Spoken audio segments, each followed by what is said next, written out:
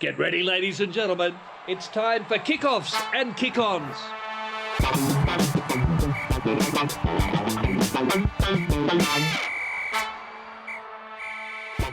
And John's ready. That means we're ready. You ready, Prof? I'm ready. Tom, ready? Ready. 3, 2, 1, Prof. Thank you. Hello and welcome to the KOKO Show, Kickoffs and Kick-Ons, the rugby show about rugby. Thanks for tuning in. As you all know, I am a big fan of big things. Big banana, love it. Big prawn, can't get enough of it. Big spud, big merino, big guitar, big butts. Yes, I like big butts and I cannot lie. You other brothers can't deny that when a girl walks in with an itty-bitty waist and a round thing in your face, Tommy, what happens? We get Sprung. You get sprung. So today we have lots of big things to discuss. A big win for the Hurricanes over the Chiefs, a massive win. big. A big hole in the Aussie squad. Ooh. Big. And lots of big bastards in the All Black squad. But the biggest thing of all will be joining us. We have a very special guest, and that is Big Ben Tameifuna. Ben's there. Then also, Goit, you're in Canberra. How are you? Fantastic. Thank you, Jimbo. And Adam Ashley Cooper, you're next to me on the couch. How are you? Superb. And Tommy, you're sitting in for Drew. Where's Drew? Don't know. I think he's playing card games somewhere in a shack somewhere in the country. Yeah, in Coffs Harbour, potentially. He's working. Oh, He's on the road. He is selling the road again. Doing what he's got to do. So, Ben, I don't know how much of this show you have seen, but Tommy reads an introduction for our guest. Sometimes polite, sometimes not so much. Over to you, Thomas. Okay, this week on the KOKO Show, we're joined by a man that can only be described as larger than life. This fella has played over 60 games for the Chiefs, 180 top 14 games in France, including back-to-back European titles with UBB, plus 30 caps for Tonga. It is fair to say this big, beautiful, thick boy has turned the rugby world on its head with perfect balance of footy skills, personality, and unrivaled sportsmanship. If he is not getting stuck into the croissants and baguettes at the buffets around town, this bloke is eating meters and scoring tries like they're going out of fashion. So please welcome a man that makes you lick your lips and shake your hips. Here's 140 clicks of grain-fed gorgeousness, and he puts the Ben in bend over and shake your thang. It is, of course, the Bordeaux baddie himself. As Gloria the Hippo once said in the movie Madagascar, we like them big, we like them chunky. It is, of course, the one and only Mr. Benjamin Tameifuna. Thanks, guys. Thanks. Hell of an intro. It's probably the best one I've had yet. That's good, Tommy. Well done. Yeah, good. Thanks for coming on, mate. Where are you right now? I'm guessing you're not in France? Yeah, not in France. Made the trip back home to New Zealand to see mum and the rest of the family and back to the cold weather. Nice. Did you get along to watch your Chiefs play on the weekend against the Hurricanes? No, unfortunately I didn't. I was sort of glad that I didn't go, so I probably would have been rocked in Wellington there. Mate, take us through the celebrations. Like, I mean, there's a lot to cover when we talk about your celebrations, right? Because your content over the last few weeks was outstanding. We'll break that down, but mate, just quickly, congratulations on the back-to-back, the Europeans, and with UBB, best top 14 club in France. Mate, how was it? How'd you pull up? Are you still going? What's your status? Yeah, it was a rough 4 days, and yes, it was some long nights, some long days, and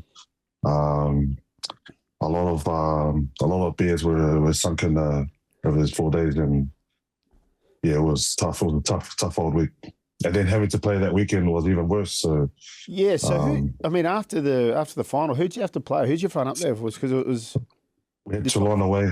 Yeah, that's Toulon away on the Sunday. That's tough. Yeah, and Toulon were sort of on the. I think they weren't really keen. I think they were not even close to making top 6, so they were just had to play the game, and we tried to obviously go there and get the win and try and rest some of our boys as well, because a lot of our boys played a lot of rugby, and we obviously we lost there, and then to get my op 3 days later. So the op, Ben, you it's on your shoulder, and you were just telling us before we got on that it's going to mean you're going to have to sit out for a while.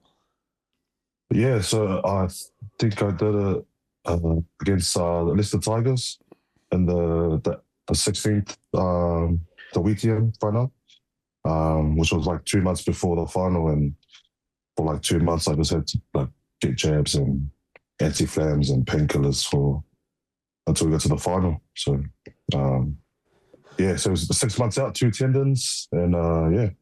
I feel like shoulder rehab is the worst because you can still mobile in a way. So, and particularly in France, like French rehab, they're just.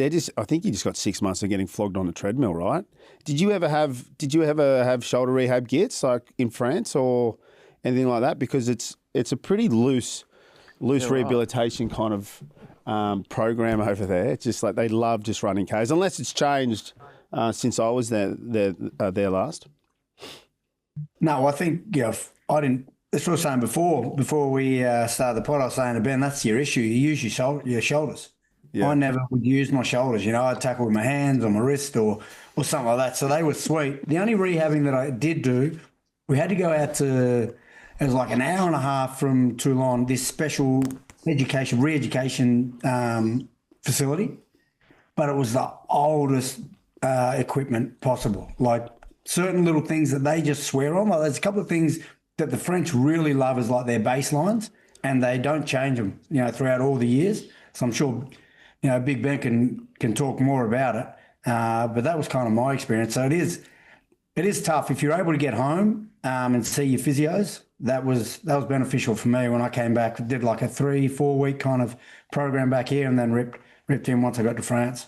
I want to ask, can I say something? Yeah. You're talking about, Swoop was saying how Bordeaux is the greatest top 14 club, and it is probably now. But when Swoop was there, it wasn't. Does anyone actually mention Swoop? Like, is he glowing terms? Because he talks about, I support UBB, Bordeaux all the way. But does anyone really care about him in that town?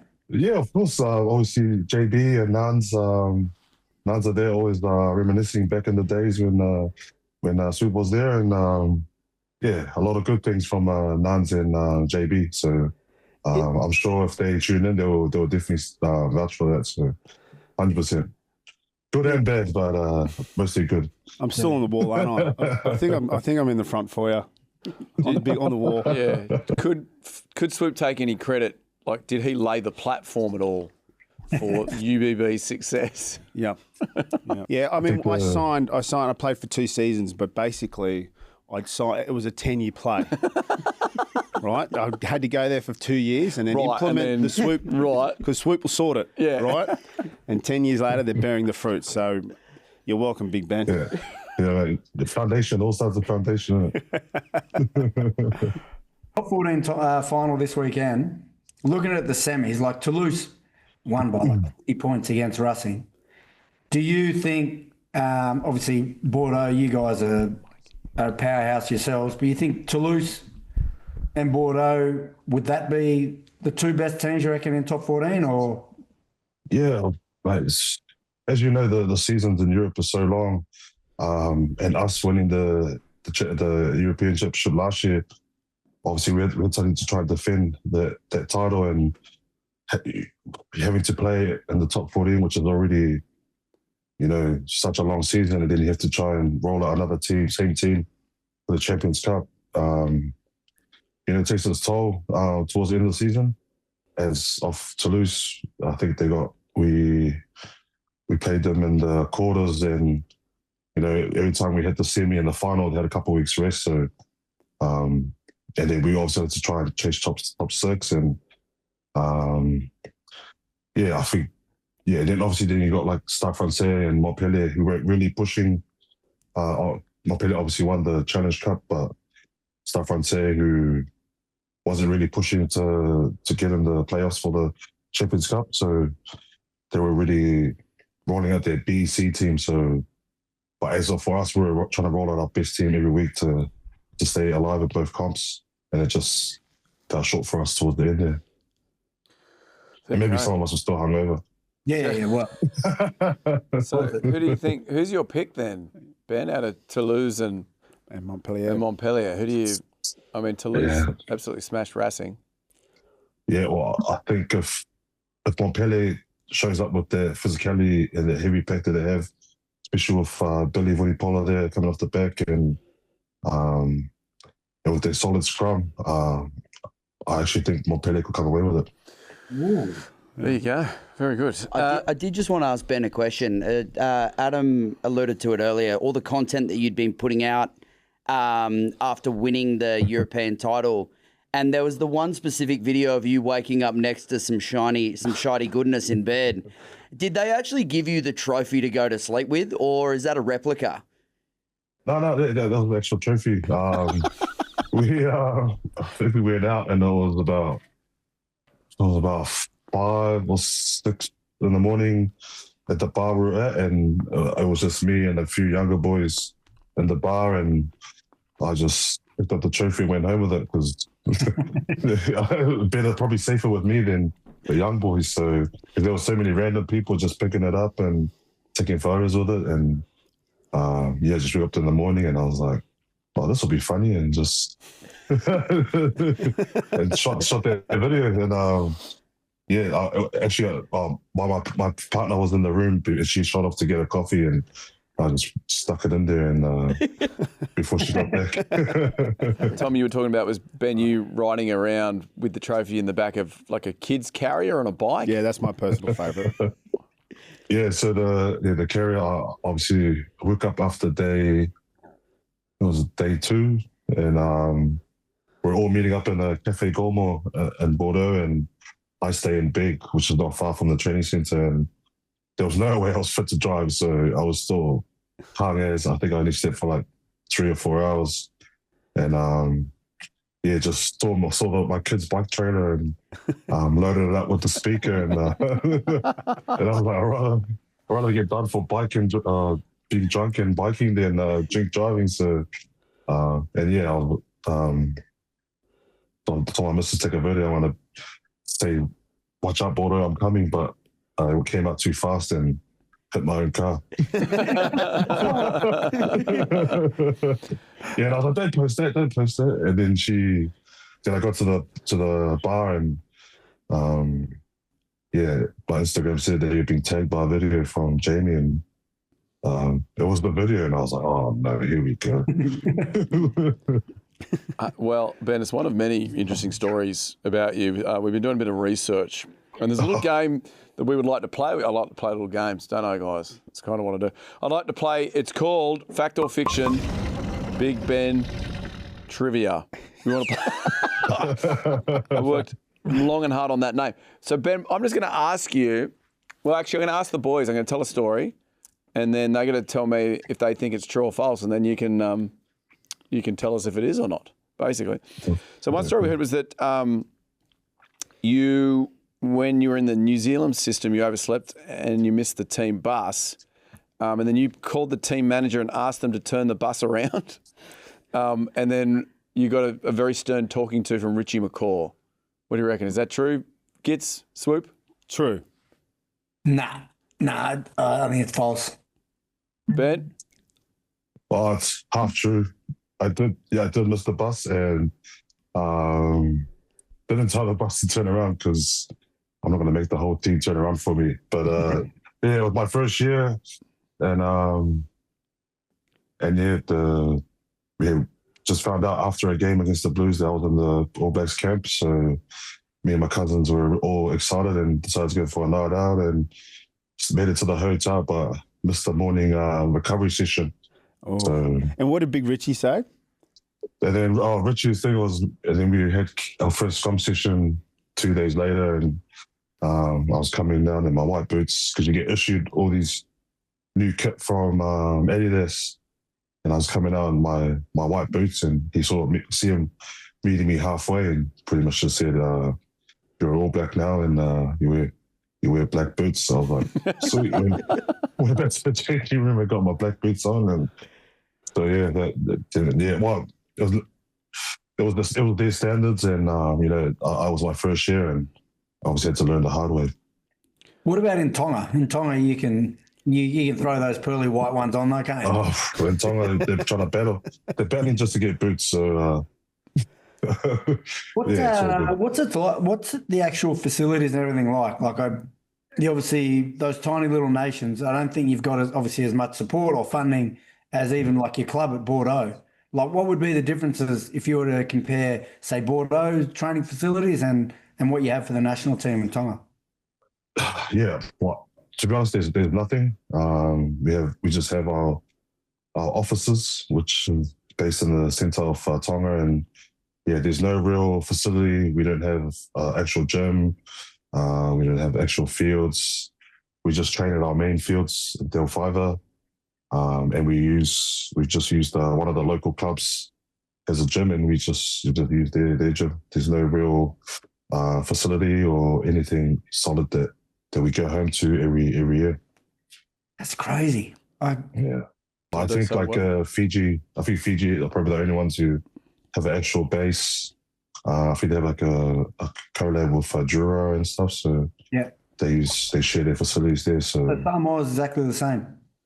Yeah, I don't want to know what Samoa has, but okay. I believe they would have something. Yeah. There you go. Get us back on track, Prof. Oh, sorry. Yes. So here's the next one for you. When you're at the Chiefs, the team went go-karting, but you couldn't fit into the go-kart. You were too big for the go-kart. Is that true? Swoop, true? Yeah. I mean, I don't really want to say it's true, but true. Goit? Nah, I don't reckon. I've been go-karting with big boys before. Is it true? Yeah, no, I could fit in the go-karts. Sorry, Ben. Especially when I was at the Chiefs, I was a bit more. I was like 130 or something, 120 or something. So. Oh, well, you'll still that. Michael Hooper in 2013 or 2014 felt every kilo of that 130 or 140 that you're at when you're playing for the Chiefs. That was one of the greatest hits of all time, and still gets a regular run too. Have you seen that? I don't think I have. We'll footage now for all our fans, but you've got him. You got him well. Absolutely creased. So because I bump into Hoops a lot on the street, if I just whisper in his ear, Big Ben, he'll lie on the ground. And he curl up. Curl up like a ball. Assume the fetal position. All right, we'll do that too. Hey, the last one is that you're actually a very good goal kicker. Ben, is this true? That you could actually be kicking for UBB? True. True. Yeah, he's got the skills. Yeah, there was a couple of times there during the Champions Cup last year where they, you know how if you go to drawing and you got extra time minutes to draw and you go into the kickoff, yeah, there was a few times there that I got tapped on the shoulder at training to have a go. Yeah. Oh, so you were part of the five because have you ever been in a game where it's happened? Because I haven't, but I was also part of a five with the Waratahs in 2014. So yeah, I'm with you, Ben. Yep, absolutely. It was out of me and Halsey for the fifth, but KB, Bernard, Brendan McKibben, myself, and someone else. There you go. All right. So good research, Tommy. Who won? Well, that was true. Who won? Everybody. Everybody wins. Congratulations. There are no losers on this show. Hey, Ben, we will let you go. We thank you so much for joining us from New Zealand.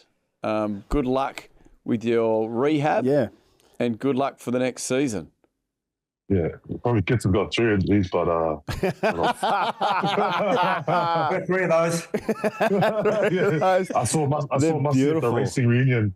Oh yeah, the racing reunion 2 weeks ago, and he was like, "Yeah, you got 2, but I got 3," and I was like, "Yeah, I'm chasing my 3rd boy," and he was just cracking up. But yeah, I thought I'd bring it home to see the family and see the hard work I've been putting on in France, and yeah, just brought it home to show mum and stuff. So. Yeah, that's cool. Good on you. Musty's he's such an arrogant wanker, isn't he?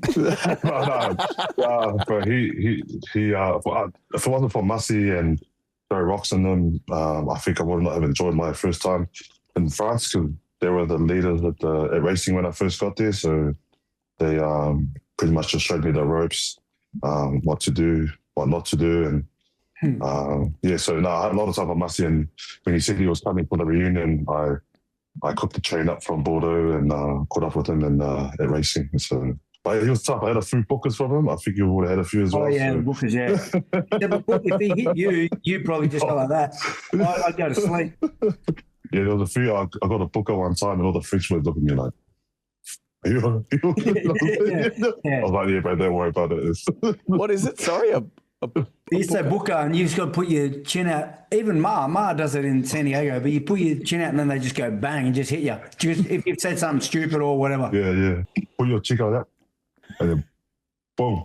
Oh no, we didn't get that. Plus made me put my chin out and he'd hit me close fist.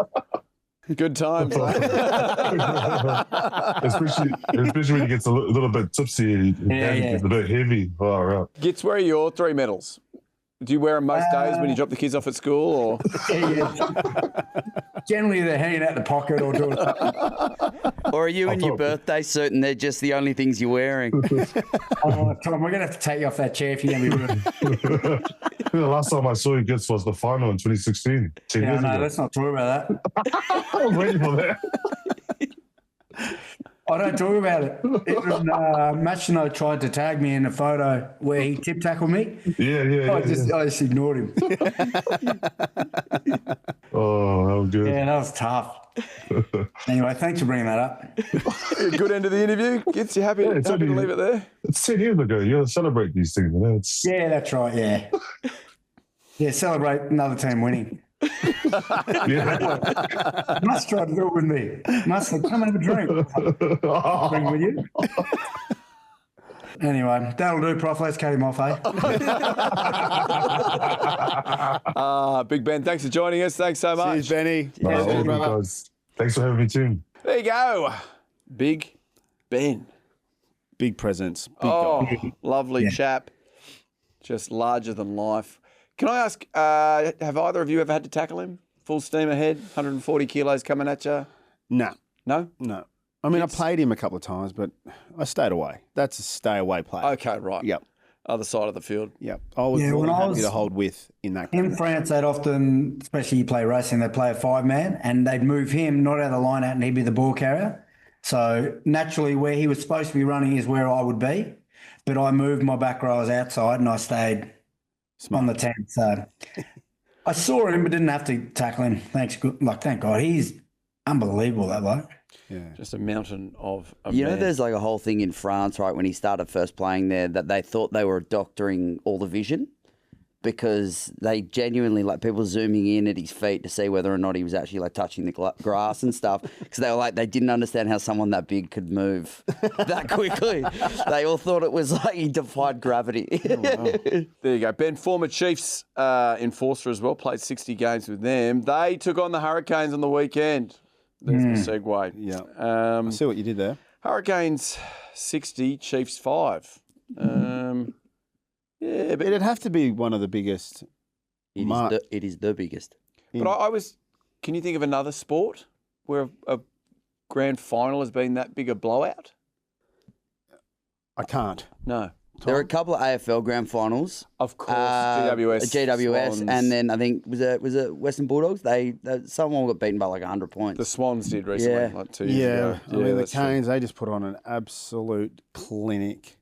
The conditions, like, I don't think you could see how hard that wind was blowing, evidently by when, I guess, the ball was in the air. That kind of gave you a bit of an indication. But, it didn't really bother them at all. They just kind of, like, controlled the whole game, controlled a lot of possession, and then everything they did just turned to gold, like they were playing with such momentum. And just after a couple of points, early points scored, they just started to play with more more confidence and more, they were class. They were class. I would have thought that the Chiefs would have put on a slightly better show, but there was nothing you could do to stop the Canes at the cake tin, which was full. It was full a full to the tin. brim, wasn't it?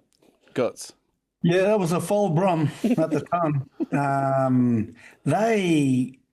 It was almost like, because the commentators were spooking me a little bit as far as saying, this breeze is big. And I said, well, surely it can't be like, I was thinking it wouldn't be like a 30-point breeze. But they said potentially 30 points. They were right. The wind must have switched in the second half because they put on another 30.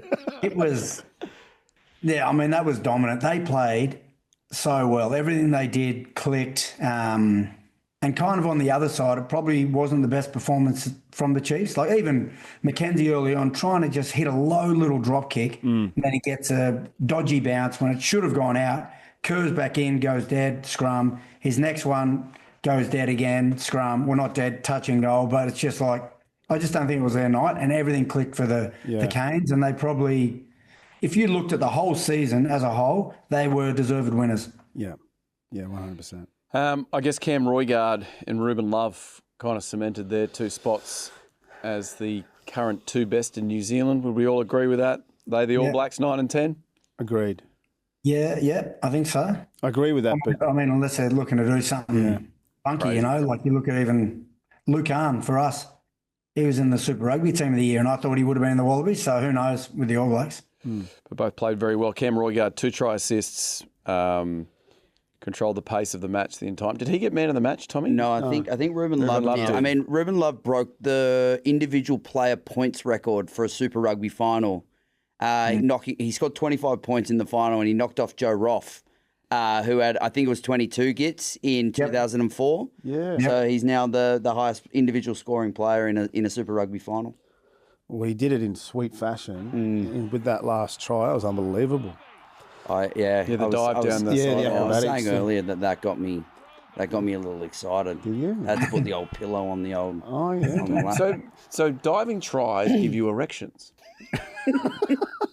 Yeah. I mean, only on the weekends, not during the week. Oh, that's interesting. That's very interesting. Comment if you have the same affliction.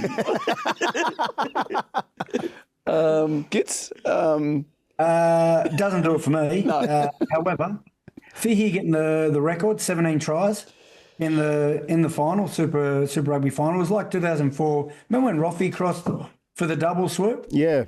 His second one, when he scored, almost cemented the game, like we'd won it, and he broke the record. And I remember that being a real vivid memory from that final for me. So then when I saw that happen, I was a bit upset for Roffey, but obviously happy for the Hurricanes boys that they also get to celebrate that fashion as well.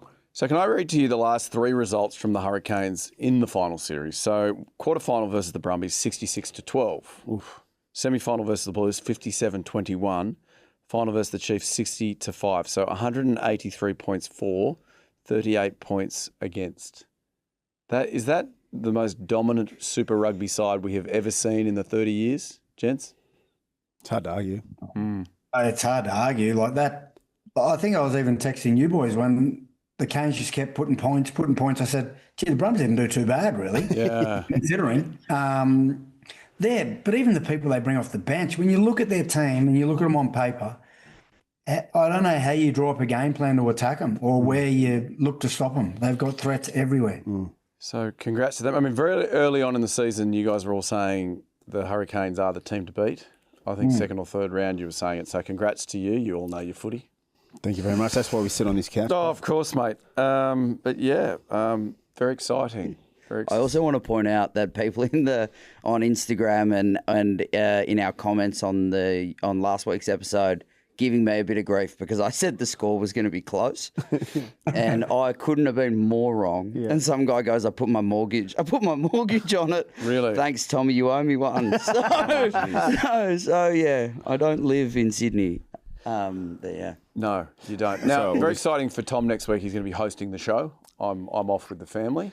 I'm heading to Balai. Is that how you pronounce it? B-A-L-I? Yeah.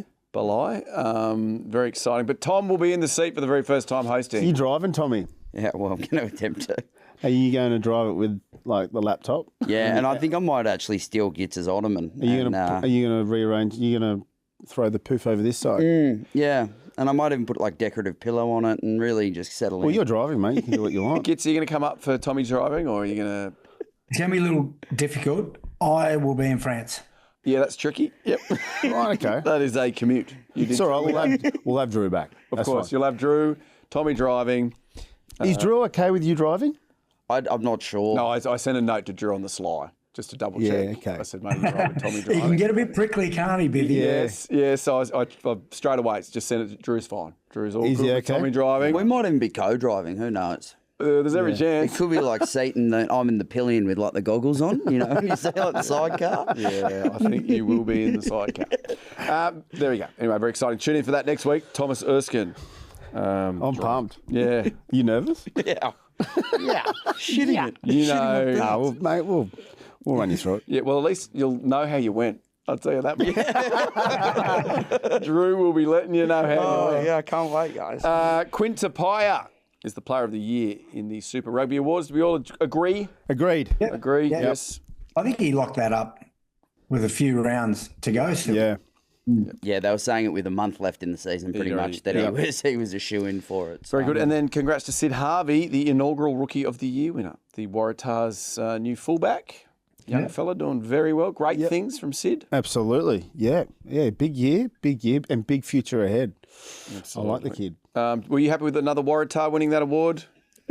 Oh, they've got to win one this year, don't they? Yeah, very good. He's good. He is good. Also the Super Rugby team of the year got announced. Let me run through these names for you. Give me a thumbs up or a thumbs down as we go here. Jock Campbell, Max Jorgensen, Caleb Tangitau, Quinn Tapia, Tava Nawai, Ben Donaldson, Ryan Lonergan, Anton Segner. The German got in. Das is good. Das is great. Yeah. Lester Fayananuku, I think we knew that was coming. Fraser McWright, Jeremy Williams, Lukan Salakaya-Loto, Samison Takiaho, and Xavier Numia and Ethan de Groot. That's really interesting. Who selects that? I think it's a board of esteemed colleagues and educated rugby folk. They'd be wearing jackets with patches on the elbows, and they'd be sitting in leather chairs and stuff. Yeah. I have no idea. Yeah. Guess who picks that? That's a great guess, though. I don't know. I don't know who picks it. There are a couple of selections there. Like they were hot. Did you have Tava Nawe on the wing there? Because he played 12 all year. No, I don't think it's... No, he was playing 12. They had Tapia in the other centre position. Oh, 12. Okay, so they just mixed them into the third. Yeah. Gotcha. Do you think it's a bit Aussie heavy, like being honest? Like we obviously got to look at who dominated this year. Do you think there's too many Aussies in that team? That's been the big criticism, is that it's a bit of a... But can I say, there's like one Kiwi team dominated, right? And then there was 5 other teams. Yeah. Like... But that's generally how it works. So even when you've seen even the European Championship Team of the Year, they end up being 10 of the 15 were Bordeaux players because they won. So maybe it needed to be more Canes heavy, you know? Yeah, maybe. Yeah. In all honesty, you could probably have done 1 to 15 as the Hurricanes, and everybody would have gone, yeah, fair enough. Yeah, I just would have thought there would be more because they were so dominant all year, right? Well, you would have thought Fahey would have been in the team. You break the try scoring record. You probably deserve to be in the team of the year. I'm stoked to see a lot of Aussie names in that list. But yeah, interesting that there's not more Hurricanes players. Oh yes, and no Ruben Love. Yeah. Yeah. No, now that you mention it, that is odd. Oh well. Good luck. Round 3 Super W scores. The Drua defeated the Brumbies 42-25. Did you catch any of that one, Gitz? Yes. Yep. Yeah. I mean, in and out, the coverage wasn't great, but similar to the men's Drua team, they're just a hard team to beat over there. I think the week before the Force were able to do it. They played pretty well over there, but it was just a bit tough for our Brumby girls. Naihamu scored a double for the Drua and Tove, is that right? Tom? Yeah, and then the young Brumbies winger Ashley Bishop, she bagged a hat-trick, which is in a losing side, it's pretty impressive. Absolutely. And then the Force 21 defeated the Reds over there in Perth. 3 tries apiece to Samantha Wood. No. So it was 3 tries each. Laurie Kramer struggled with the boot, but as you were saying last week, Goyd, Sam Wood went 3 from 3, and that proved to be the difference in the game. So yeah, she's a sharp shooter. And you see Tim Walsh now has been brought in for high performance for the girls. Yeah. That'll be interesting. That'll be good. Get them a little plan. I think they're going to not centralise them, but word on the street is the 7s and 15s girls will come under almost an umbrella and he'll manage that. And if they need 7s girls at times for the 15s, then they get called in. So that's a good I think it's a good move for the girls heading into a home World Cup. I mean, you look at the track record of the Aussie women's 7s team, that you'd argue there's no better person to sort of steer that ship, right? You're correct. Yeah. I mean, that's very positive. Good to see Maddie Levi strapping them on for the 15s. I've always wondered why she hasn't put her hand up for... Yeah. But maybe now it's a World Cup, like coming into a World Cup, maybe she will. But, I mean, she's a freak. She is. The South Africans, they took on the Barbarians. They flogged them 80-31. It was there in Cape Town. They actually put out a very good side. Big names: Ox Nisha, Khaleesi played, Peter Steph-Toit, Jesse Creel, Cheslin Colby. It was Esterhausen. It was a proper Springbok side that gave the Barbarians a proper rogering. Do you think, I was saying to Swoop before, Gits, do you think the Barbarians would have treated that week like the same way that you blokes used to? Well, it depends who the coach is, but I think that's the only way to treat it. It was Razor. Oh, Razor, I think Razor would have got around it, I imagine. So I think they definitely would have had fun. That's what it's about. It's about the opportunity, not just to train with and play with people that you didn't know, but to mix, have fun, create memories, go out, have a drink. If you don't drink, go watch a movie, but connect, with people outside of, your own country. So that's what I always loved about it. I didn't go to the movies, but I did connect. Yeah. Andrew Kellaway bagged a double. I mean, I actually saw there was a real random thing. Yeah, Kells, he did get a double. Nice work, Swoop. But there's his name has escaped me. This journalist, I think he just creates stuff for clickbait, and he was saying, this is not good news for South Africa. Moving forward, 30 points were put on them by a bunch of drunks that were drinking all week. I think this could be the year New Zealand, take it to them or something. I think it was a genuine comment too, like a respected journalist. I remember seeing it and I was like, this bloke's off his head, like just trying to get some type of clickbait or... Yeah. Did he miss the fact that they also put 49 more points on them than the other team? Yeah, I don't know. Jesus Christ. Yeah, no idea. I thought you would have seen it, Tom. You're usually across all that stuff. No, I missed that one. I'm sorry. I saw it, actually. I saw it, and I know the journalist. Who knows? Let's hope it's the year that the Wallabies beat them. I mean, we beat them last year. We've only got them once this year, don't we? Place in Perth. In Perth. We'll get them. I didn't realise there was 31 points put on them. We'll smash them. The Wallabies. Let's chat some Wallabies. Before we get into the Wallabies squad that was announced, we are doing the Wallabies house for both Ireland and France games. So that's on the 4th and the 11th of July. The 4th is in Paddington. It's at Town Hall. Paddo Town Hall, yeah. Myself, Adam, and Drew will be there entertaining people. Pre-match starts at about 4:30. You come in, we tell you some yarns. Unfortunately, Goit has been recalled to play for Toulon. Is that what's happening? Is that why you're over there? Are you? Well, it's more of a kind of a training program. I'm going through that. And then hopefully if I can get through all the hoops, I'll be signed. Back playing for Toulon. Fantastic. And then on the 11th, we're up in Brisbane. For the France game, we're doing the same thing. Wallabies house up there.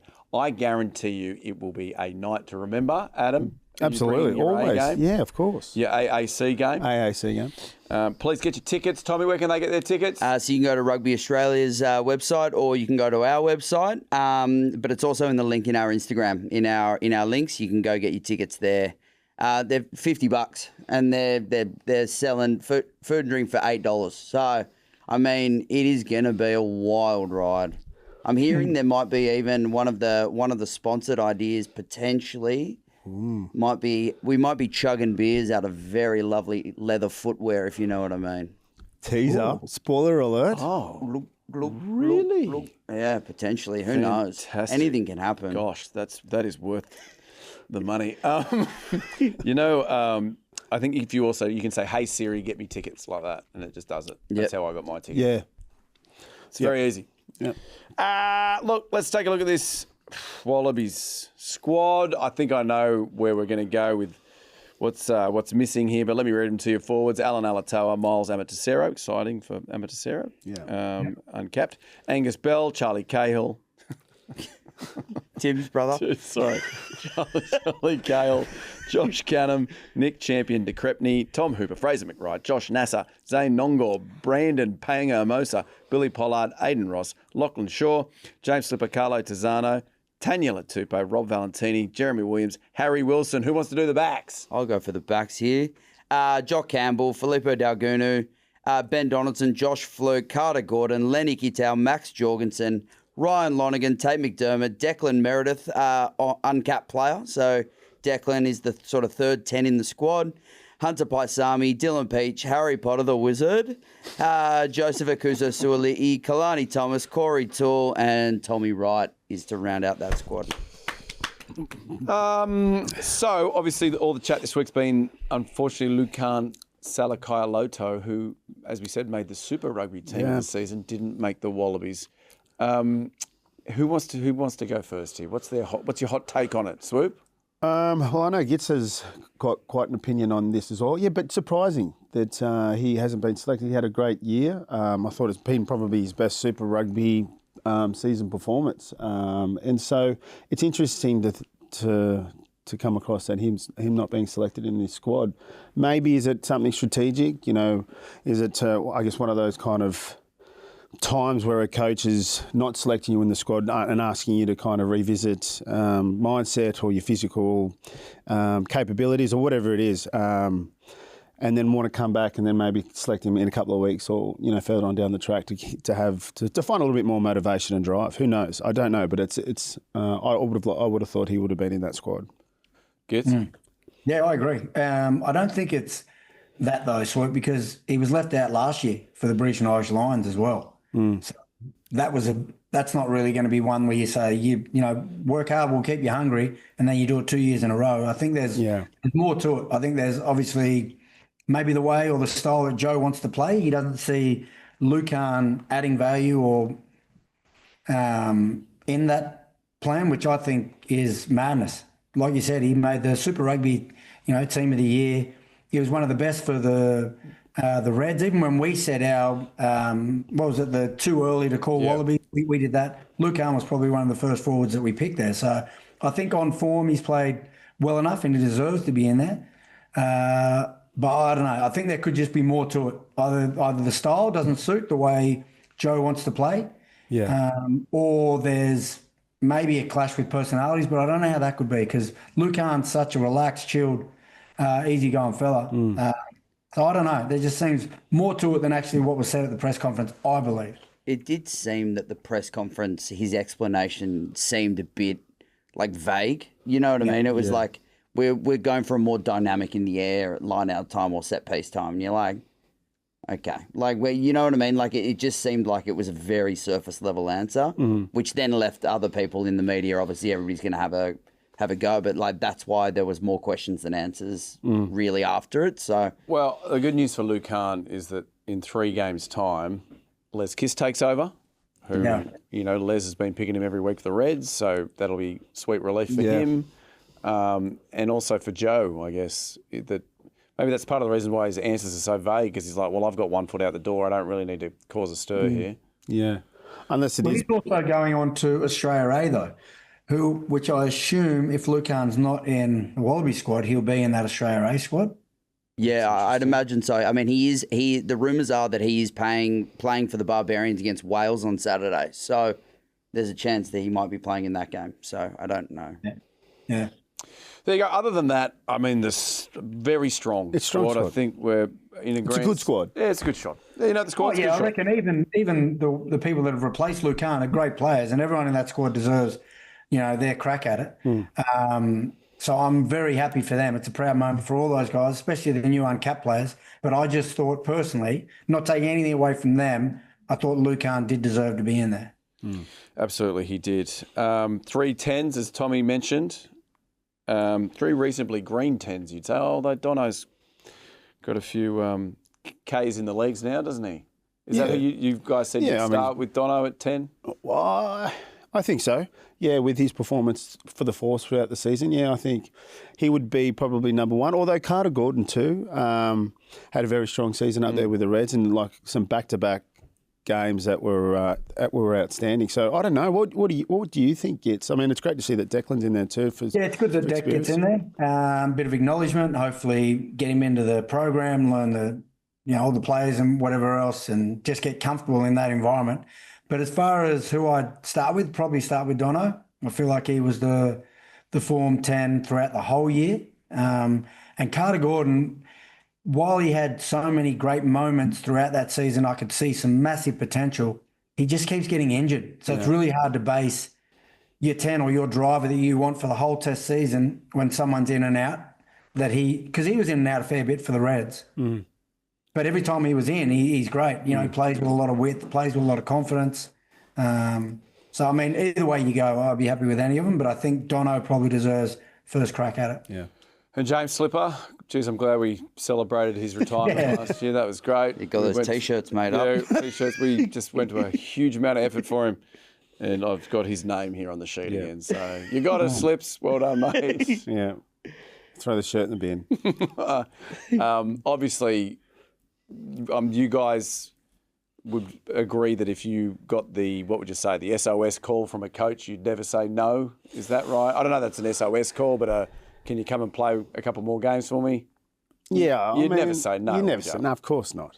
Of course not. But, I mean, he understands that the squad is obviously down on numbers in terms of props, but...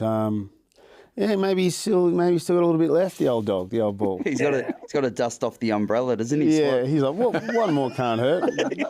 Just add to that stat of his, being the most capped. I wonder if he gets... I reckon also if he's playing now this year and you get the talk or even just the whispers around World Cup, like he's going around next year. 100%. If he's agreed to do this now, he's definitely lacing them up next year. And if he's still got to play well and be fit. But I think his mindset, if he's agreed to do this, definitely would have shifted. I mean, you know, it's like Swoop, where you came back for that little break. As soon as you get close to the talk and the possibility of doing it, you only got to rip in for another year. Yeah. How do you reckon he'll go if he gets the tap to go to Argentina, though, for a month? Or is that lots of fun? Can be. But a month. Yeah, well, sorry, it's 2 weeks back to back, or is there a week in between the two Argentinian games? It's 2 weeks back to back. Back to back. Yeah. Sorry, I thought it was longer than that. So what are you looking at, 3 weeks? Yeah. Maybe he wants a break from the kids. Maybe that's what it's based around. That's probably what Maybe it he is. said A couple of ice cold cervezas and a little steak on the bone. I don't think he's not Well, complaining. there's always test match payments are pretty handy as well. Yeah, that's true. That shed was empty that he dialed in from. Needs to fill it. Anything else that people want to mention? Obviously, Tom Hooper, Leniki Tau and Tanya Latupo, they've said they're all available for that first match. Which is awesome. Epic. They all got through their semis unscathed. So Yep. And Len, we just watched the highlights before, was absolutely amazing. Well, they got through the final. the finals, yes. Unscathed. Yeah. And Tom Hooper's re-signed with Exeter actually till the end of 28, and Len's coming home. Yep. So that's good. So is Tom Hooper one of the, because I really don't know what's going on with the law, like whether you can pick any players that we want or we've only got a select few that we can choose? I would suggest I'd suggest he is one of the few that have been chosen. As I tell you, we're all at sea when the bloke who it's named after doesn't know how it works. Like, you should be the first one they call. When I did it, it was 60 caps, but I know that Tom Hooper doesn't have 60 caps, so I'm like, well, he's now part of the three. I don't know. It is very confusing, but I think we should just pick the best players if they're available. Yeah. Well, when you came up with it, mate, you should have made it more simple. You should have. I didn't think this many players would go overseas. Right. Yeah. No. Fair enough. Yeah. I mean, he's only played 17 times for Australia, so he must be one because I think it's 20 the threshold. So 17 are the best, though. That number's changing all the time. Yeah. Didn't it? 20. I thought it was 30. Maybe that's South Africa. there you go. Yeah. I heard it was 16. Other rugby. Oh, well, the All Black squad's been named. How deep do you want to get into this?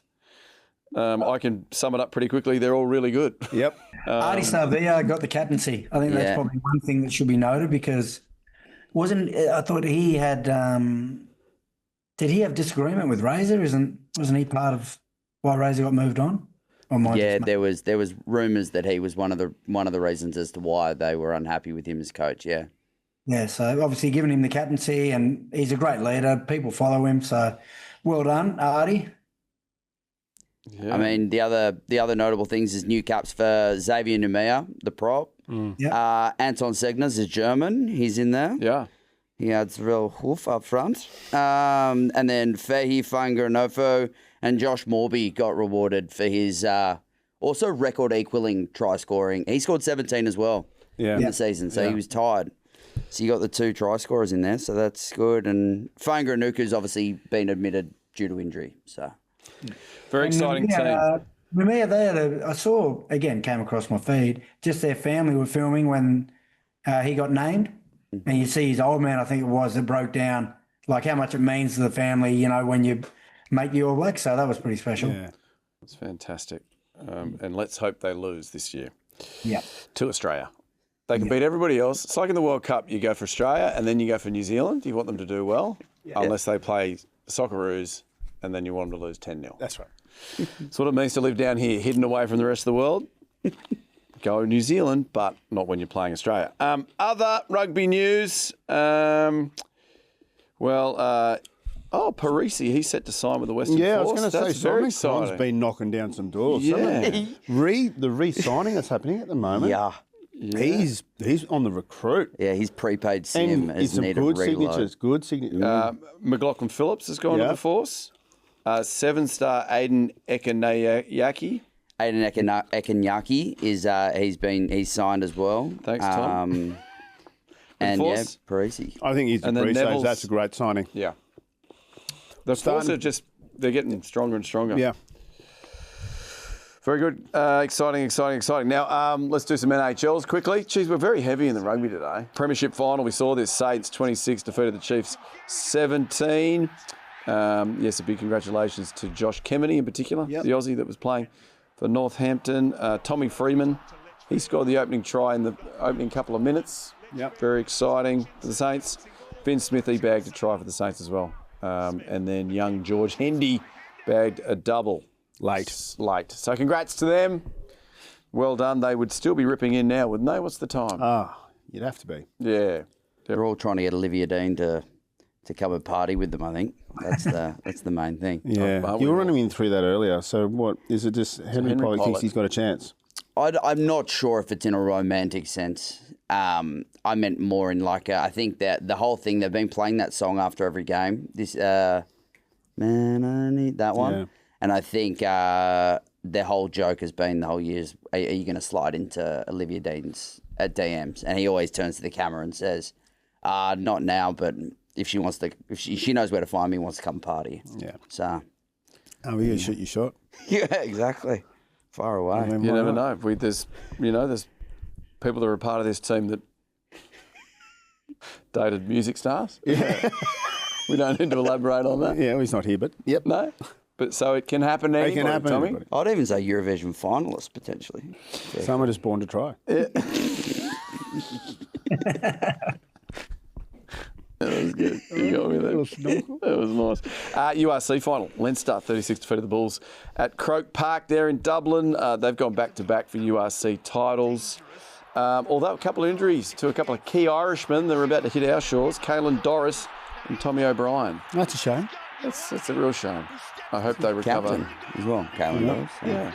So, yes, hopefully they recover soon, but unfortunately we will not get to see them play out here, which is actually a bit of a shame, to be honest. You want them to be full strength. And then top 14, top card 14, what do you say? Top 14. Do you want to do it here, Swoop? These are your people? We did go through it. We we did. go through, yeah. Yeah, Toulouse 71, Racing 17, Montpellier 25, Stade de France 15. The final will take place soon. MLR Final 2 happened just today. I was running through a couple of social media laps before coming into the studio and found out that the Chicago Hounds beat San Diego. Boys went down, Gweet. Yeah, it wasn't San Diego, California, mate. Yeah, same thing. Representing all of them. But yeah, they got dusted, unfortunately. Yeah. I think that's, is that Chris Latham coaches the Hounds, right? Yeah, unbeaten. I think they went unbeaten. Yeah, they had a really dominant season. So I think they did pretty convincing while it was pissing down rain. 35, maybe 17, I think. I thought. How's the MLR going over there? Is it okay? Well, down to 6 teams. Yeah. Oh, okay. So you're actually more unlucky to miss out on finals. But, I mean, takes nothing away from the actual victory for the Hounds. They're dominant. But, yeah, just losing teams, unfortunately, every year. Which is interesting with the World Cup coming up in the US in 5 years' time. It would appear that they've put all their money into their soccer team. That team is flying at the minute. No, they were. Just hold on a second, Tom. They weren't as good as I think they were. They had like one shot on goal. It's 2-0. But it wasn't two. One was an own goal, and the other one was the guy sort of bungled it across. I'm sorry I said anything. I'm really half to sorry I nil. said anything. What did you say? Sorry, Goy? I said it was more like 0.5-0. They only won by half a goal. I'd say 0.5-0. Yeah. Mate, Dave, you got me offside then. See what I did there? Okay, it's time now for Swoop Will Sort It. Have we got a thing for this yet, John? Yep. We've got one. Ding, ding, ding, roll it in.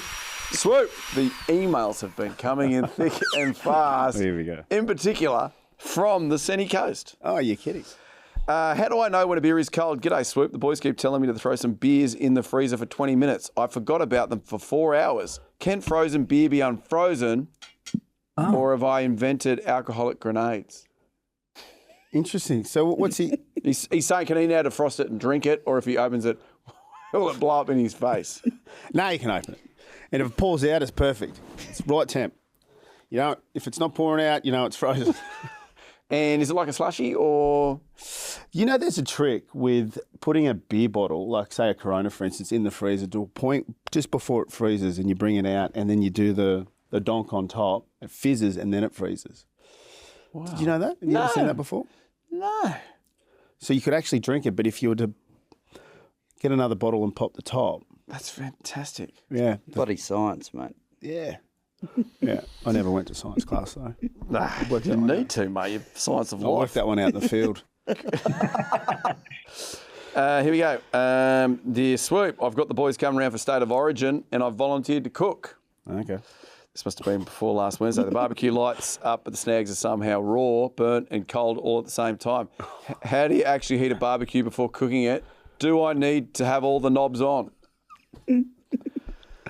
Please, mate. This is Mitch from Wollongong. Oh, you idiot. Yeah. You idiots left the gas off. Mate, you're always knobs on, don't you, Swoop? Yeah, mate. Always knobs on. Knobs on. How long can you leave your knob on? The barbecue. Are you? Let's say you got 4 burners. Burners. But you're only, say, cooking on half a plate. Are you getting all 4 burners going? Yeah, knobs cranked. Yeah, mate. 100%. Always. And are you going on gas full strength? is cheap. Full strength. And then do you bring you bring it down. Okay. Yeah, bring it Do down. you? Here's a question. When you're cooking your sausages, what temperature are you? Are you 3/4 of the way up, or what are you? On the knob? On the knob. They're pretty... 2/3. They're robust, Okay. the sausage. Yeah. 2/3 is loose. I like to keep it at a low, and then you just go there, let it sit, have a beer. Once you've done that beer, then you can turn it. What's your turning technique?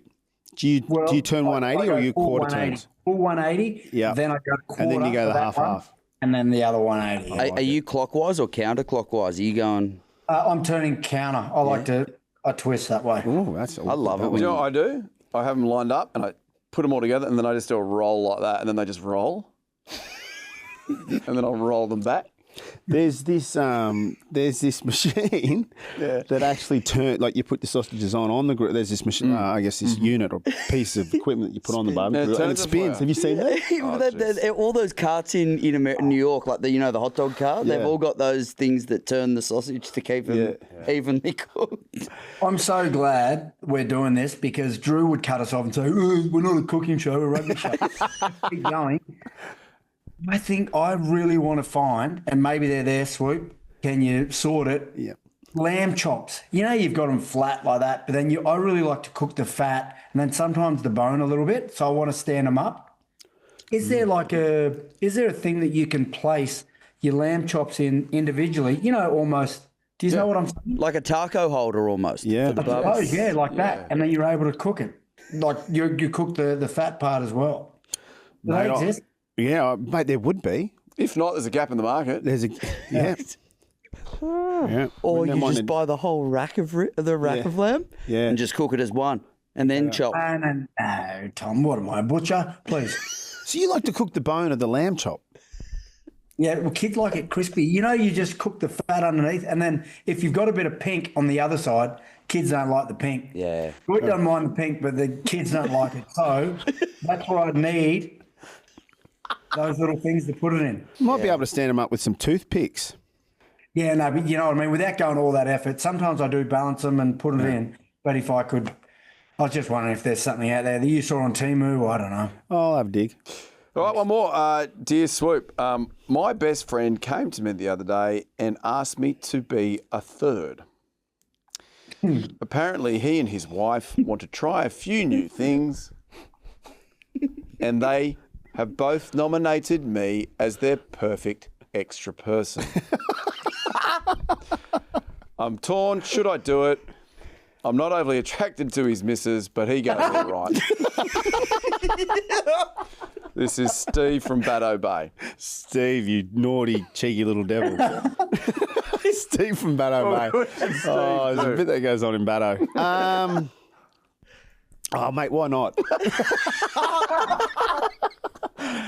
As long as there's rules and boundaries in place. Yeah, look, it's important to have the dialogue. I'd say make sure that there are rules and they're well established, right? And you stick to the rules and just get in there and enjoy yourself. And that's all we've got in life, right? Yeah. Moments and memories. If you don't make anything of the moment, you won't have the memory. Can I ask also with the setting of the boundaries, is that something that takes place just before the session, or are you doing a previous coffee meeting and you're sitting down and you're saying... I'm not speaking from experience here. But sorry. Yeah, I would imagine that. I would imagine that'd have to be rules, right? I mean, I don't know. So you're thinking they go have a sticky chai together and I don't know. A free on and maybe write in. It. Can you write in if it works like that? If you have, that's a good point actually. But good luck with that, Steve from Baddo. Actually, write in or send us some pics. Let us know. Yeah, we're visual learners, so imagery welcomed. Yeah, there you go. That was the show. That was a good show. It was a good show. Big congratulations to the mighty Hurricanes. Big congratulations to anybody selected for the Waratahs, the Wallabies, or the All Blacks. Well done to everybody. And Tommy, remember to get your Wallabies house tickets. Yep. $50. $50. $8 drinks. Swoop there. Shirt may be on. Fondue Who wrestling. knows? Fondue wrestling. and tune in next week when Thomas Erskine puts on the captain's hat. And I go even redder and more sweaty. Yeah. That's not possible. Okay, very good. That was the KOKO show. Oh, who's going to give us one without Biv here? Maybe we all do it together. 3, 2, 1. G'day, please, if you liked the show, well, show us you liked it by pressing like and subscribe so we can exist, because we don't have any more money. We need your support. And make sure you check out our other videos.